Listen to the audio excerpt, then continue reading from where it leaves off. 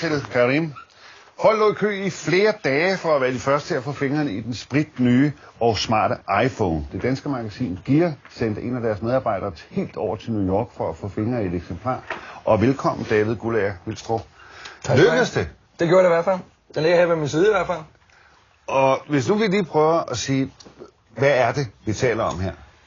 Ja, altså det er sådan set en mobiltelefon med iPods. Jeg holder den lige her, så vi kan se den. Ja. En mobiltelefon med iPod indeni. Ja. Og den er jo designet af Apple til det amerikanske marked i første omgang. Ja, i første omgang kun komme der. Ja. Så må vi kan vente med, til den kommer til Europa her engang i slutningen af året her. Og lad os nu bare tage det skuffende ved den først, inden vi kommer ind på alt det andet. Hvad dur den til her i Europa? Ingenting desværre.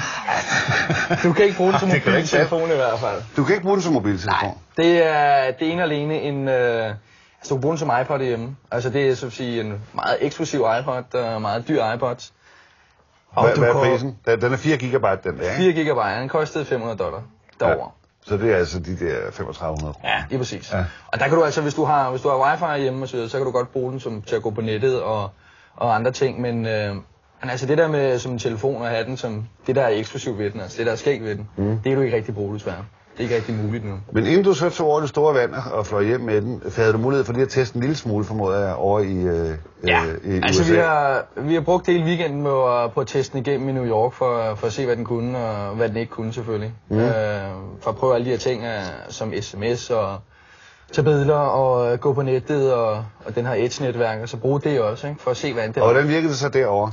Det virkede faktisk fint. Altså, jeg blev lidt skuffet over selve mobildelen på den. Ja. Fordi det er der, den har problemerne. Den har problemerne med keyboard, altså tastaturet, når du skal skrive en sms.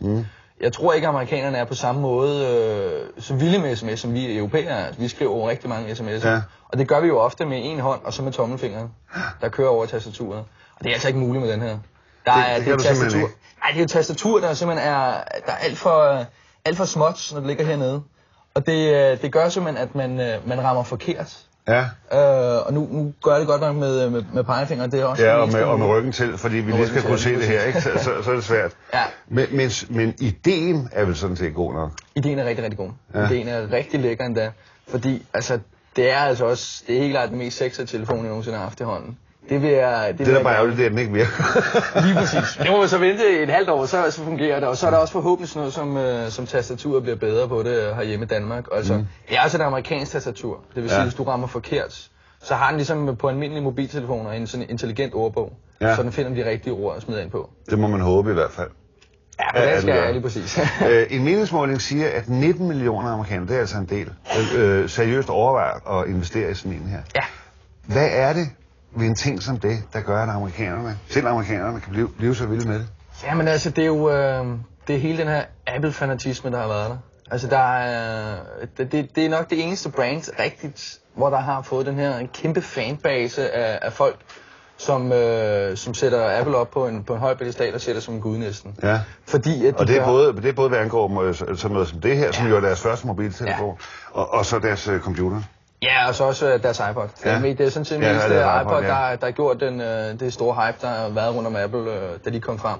Altså, de har revolutioneret sådan set MP3-markedet og gjorde, at alle lige pludselig begyndte at interessere sig for alle de her gadgets og ting, fordi designet også kom med ind i det. Og det er det, Apple sådan set har været kendt for, at de har været med, at design og funktioner bliver sat sammen. Ja. Og det kan man også se med den her.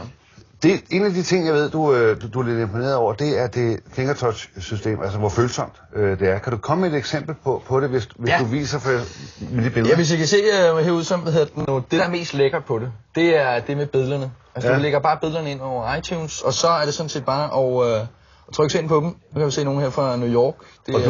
Jeg kan se, at du nærmest ikke rører skærmen. Nej. Altså det er bare lige en markering, ikke? Lige præcis. Det er en ganske enkel markering, og det er det, der er lækkert ved den. Altså, når du trykker, så sker det. Når du bevæger den fingeren rundt, så sker det med det samme.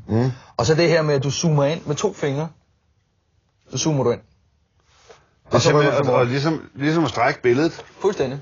Det er næsten rent fremtid, jo. Og med et dobbeltklik, så er du tilbage igen. Og så kan du igen bruge fingeren til at bladre rundt. I de forskellige billeder, du har? Ja. Det er jo rimelig fascinerende. Det er det faktisk. Når du ser på sådan en som den der, hvor meget af den teknologi, de har, bliver arvet, kommer vi til at se i Nokia, i Sony Ericsson og Motorola, og hvad det ellers er for nogle telefoner, vi køber herhjemme. Helt klart meget af det. Rigtig, rigtig meget. Vi ser det allerede, og der er kommet en Prada-telefon, der kommer ud, og en HTC Touch også kommer ud, som sådan set er det samme idé med, at du bruger fingeren til at bevæge dig rundt, og til at trykke numre ind og så videre. Og det er bare top med isbjerget. Der kommer meget mere. Det er jeg slet ikke tvivl om. TV-kvaliteten i den, hvordan er den? Du kan ikke se tv på den.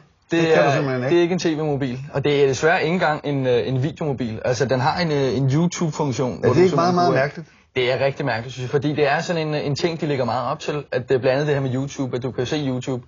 Så burde du også kunne lægge sig til, at du kunne optage dine egne videoer dertil. Jeg synes, det lyder meget mærkeligt netop, at du kan se alle de der ting, du kan gå på nettet, men du kan præcis ikke servicere den anden vej.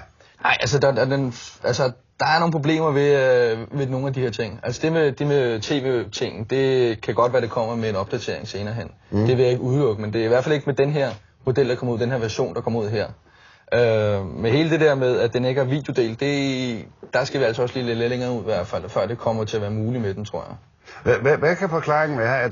Er det simpelthen ikke er muligt at komme så meget i den, som man gerne vil have i den? Ja, det er jo begrænsning hele vejen. Altså, der er allerede utrolig meget i den, og der er et eller andet sted, så skal man jo stoppe.